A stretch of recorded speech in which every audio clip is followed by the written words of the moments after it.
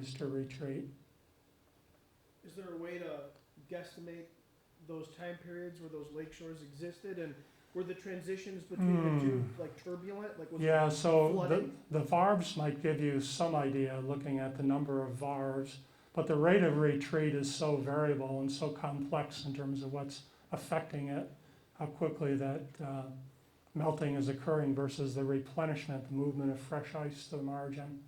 So that's a complicated question that I don't have an answer to, and I've not seen rates of retreat really thought about on that basis. Usually it's in thousands of years rather than decades or hundreds of years.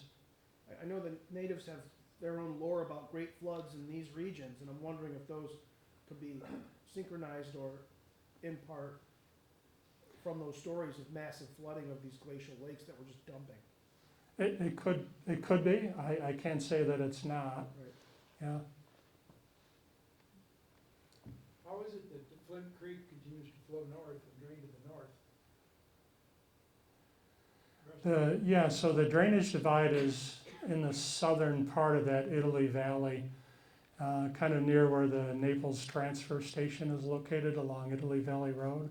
So you got, at that point, some going west and then it turns and goes north, and then the other east and then it turns and goes north and ends up through Gorham and then eventually Phelps and into the Canandaigua Lake outlet. Yeah. It's just the lay of the land and the nature of how much sediment was being deposited at the end of the Ice Age. So how quickly it was moving or how more slowly stalled the ice margin may have been. Yes? So I actually graduated here May of 2020, and I took more of a ecology class, Mm-hmm. and I did a lot of my studies, observation studies at Conklin's Gully, Mm-hmm. and hiked there pretty frequently.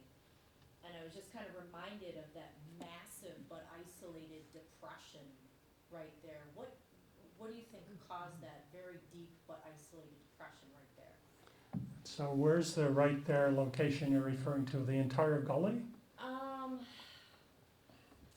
Well, you can see where it kind of traces linear-wise across, and then there's this huge depression where it looks like, almost like a meteor or something just. Like an amphitheater? Yeah, Yeah.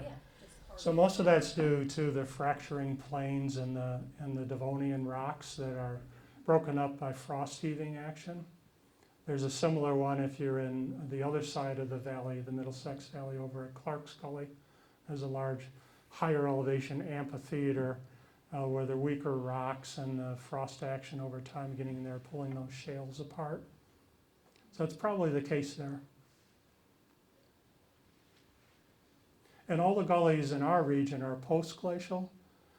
There is an interglacial gully over on Cayuga Lake called Great Gully. So that actually was in existence before the Wisconsin stage and made it through the Wisconsin stage. And it's different than our gullies. Our gullies are very narrow, really high humidity, a lot of shading, fairly deep, and Great Gully is actually quite wide at its base with a lot of raised stream terraces along its edge. Is it possible there's any correspondence to where the waterfalls are, like in Clark's and Conklin, two particular outflow moments when lakes drop? I don't think so. I think they're more related to resistant limestone bedding in the otherwise sequence of shales that are there.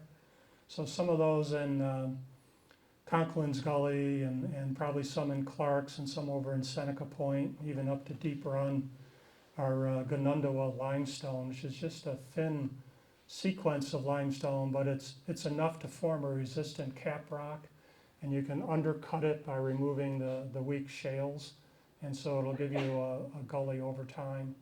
And then you get scattered glacially transported boulders that end up down in the stream bed as well, big round granite boulders and things like that. But most of the falls have some type of resistant limestone cap rock. reminder to please repeat the question in the microphone. Okay, I will, thank you. He was asking about the occurrence of falls in the gullies, and certainly there's a lot of elevational drop that occurs in those gullies because they're outlet valley where the lakes are. We're over deep end, so there's hundreds of feet in some cases that the water travels in a short distance. So it becomes erosive even though it's a small volume of water, and especially on the shales that are there. I mean, I go in there with my grandkids, they just pull the shale right apart, and you know, what force do they have, you know, versus flowing water or ice action. So the shales are really quite weak, but they're not going to do that with some of those blocky limestones that are there. We had a question here? Could you talk about Lake Bristol and Egypt Valley Lake, those two little ones in the middle over here? Sure. I'm wondering where the outflows were. So for Glacial Lake Bristol, the one that's kind of shaped like Italy, got the little toe on the boot there, the outlet is in the southern extreme of the Bristol Valley. So when you go past Bristol Mountain, you go past the Bristol Transfer Station, sits off on that little parallel side road. You're essentially leaving the broad Bristol Valley floor, which is where the lake was, and you're narrowing down into the outlet. And the outlet actually is water-based, so it curves a lot more than ice carving or ice sculpturing would do. And then you hit a drainage divide rise right by the South Bristol Highway Department, and it puts in a big delta deposit right there by the church on the corner. And it's still a sand and gravel extraction area. I'm not sure who the current owner is there. There's a sawmill located there as well. And then it drops right down into Glacial Lake Naples at that point, Glacial Lake Middlesex, which stood at a fairly high elevation, so it doesn't have to drop a great distance like it would if it were going into Canandaigua Lake. And Glacial Lake Egypt, if we can call it that, it's there in Burpee Hollow. That's that view you get when you're up at Ontario County Park at the scenic lookout. You kind of look into the northwest towards the Lake Ontario Plain in Rochester, New York. That would have drained into Glacial Lake Bristol through that cross connection area where the little boot is on Glacial Lake Bristol. They've uncovered some artifacts in Mud Creek, which is now the bottom of Glacial Lake Bristol. The modern Bristol Valley has just got Mud Creek in it. There's no lake there at all. But they have uncovered some artifacts there. But the farthest back their radiocarbon dates went was only about 35 or 3,700 years. So they don't really take you back to the end of the Wisconsin when you would have had a lake in that valley. And they were wood fragments. They were musclewood or ironwood fragments and some cone fragments that I believe were spruce cones, if I remember that literature correctly. But every now and then when you're digging out an ice-making pond or you're doing a deep well and you watch the material that's coming up, the spoils out of the drill hole, you may find some wooden artifacts, and some are identifiable by the wood grain pattern or cone scales or needle fragments that are there. I think the best Ice Age relics we've seen in this area were from up in Bloomfield, New York, where they found just over half of a skeleton of an American mastodon while digging a pond up in East Bloomfield, New York area. And human occupation wasn't happening at the end of the century. Every publication you read, they take it back. Oh wait, that's pre-Clovis. Wait a minute. Here's this Meadowcroft rock shelter in Pennsylvania that the ash in their charcoal pits is suddenly 16,000 years old. That's Ice Age New York, but you're at the edge of the ice sheet where you are at the Meadowcroft rock shelter in Pennsylvania, and it shows human occupation. Now they found all these footprints across the white sands in New Mexico Yeah. that push human occupation Yeah, and they've got some South American sites too that push it back into the 24,000 years ago. So it's still open to new research and new interpretation. And even some of the genetic modeling suggests multiple waves of migration, not just utilizing the the Bering Land Bridge and then the open corridor into the central plains of our country, but maybe coastal routes of migration were just as important and perhaps even earlier than that route down the ice-free corridor between the glaciers and the Rockies and the Laurentide ice sheet, the Wisconsin sheet that affected us. Question in the back. Yeah, are you aware of an estimate of the total isostatic rebound that has happened in this area? Yeah, there was some drilling for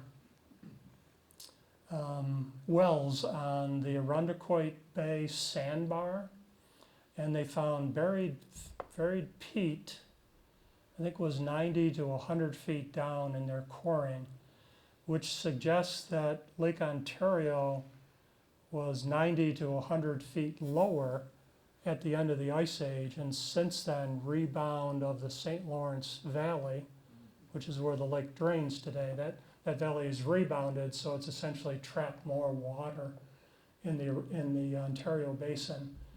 And the first rebound would have been on the United States side of the basin, and then the subsequent rebound would have been on the Canadian side. So the rebound is tilted, it's not uniform.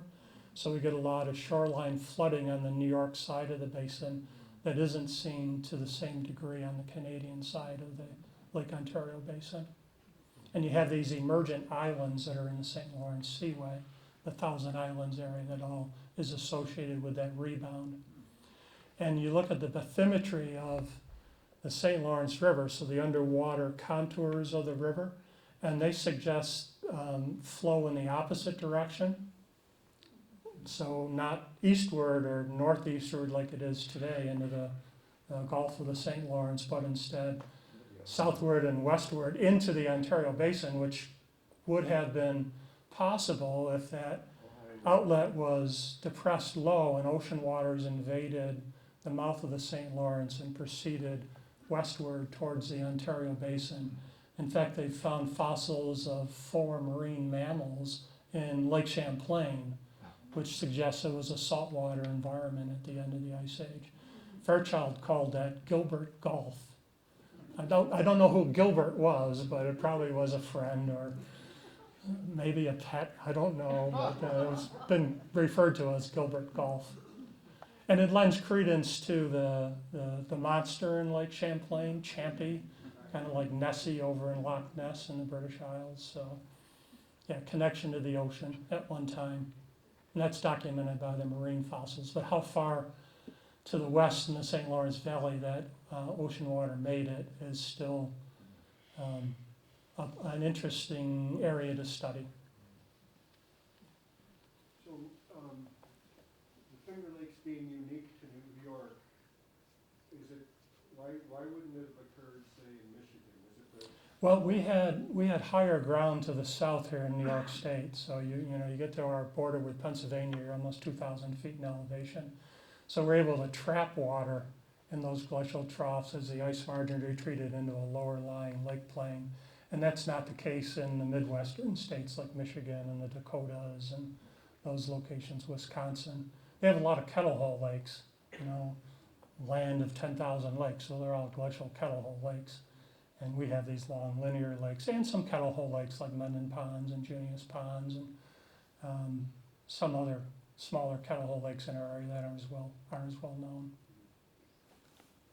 The Cortland to Syracuse Valley, Yes. probably south towards Binghamton too. It's huge. It's U-shaped. It has tons Yeah. of gravel in it.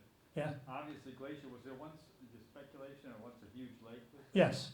And that huge lake drained eventually northward over the Onondaga limestone escarpment at the location of Clark Reservation State Park. So if you've been to that state park just south of Syracuse, that lake is a glacial plunge pool. So there was a waterfall over the escarpment that dug out the plunge pool. There's a small canyon which probably could be used to estimate how long the lake was there, because the canyon, you get headwater erosion of the falls to form the canyon. Niagara Falls, it's moved 13 miles, and at Clark Reservation State Park, it's only gone about half a mile. So it may not have been in existence very long, that glacial lake would have drained off, or there may have been a lower outlet that was uncovered, so it abandoned where it was going over the escarpment to form that plunge pool.